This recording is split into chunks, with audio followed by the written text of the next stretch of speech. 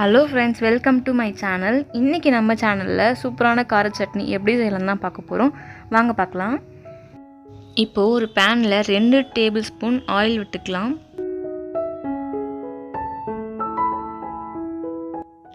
Oil நல்லா காஞ்சிடுச்சு. இதில் நான் 3 காஞ்ச மிளகாய் ஆட் பண்ணுறேன். நீங்கள் உங்கள் காரத்துக்கு ஏற்ற மாதிரி சேர்த்துக்கோங்க. காஞ்ச மிளகாய் நல்லா வதங்கிருச்சு. இப்போது நான் 2 ஆனியன் ஆட் பண்ணிக்கிறேன். ஆனியன் நல்லா வதங்கணும், நல்லா ப்ரௌனாக வரணும், அந்தளவுக்கு நல்லா வதக்கி விட்டுருங்க. அப்போ டேஸ்ட் நல்லாயிருக்கும்.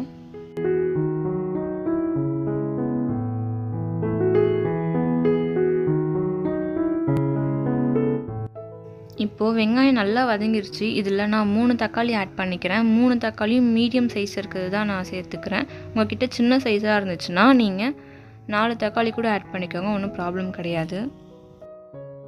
இப்போது இதில் நான் சால்ட் ஆட் பண்ணிக்கிறேன்.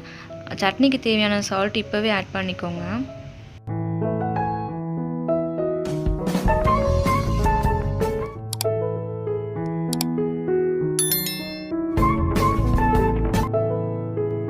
இப்போது தக்காளி வெங்காயம் நல்லா வதங்கி வந்துருச்சு. இதை கொஞ்சம் நேரம் ஆற வச்சுட்டு நம்ம மிக்சியில் போட்டு அரைச்சி எடுத்துக்கலாம்.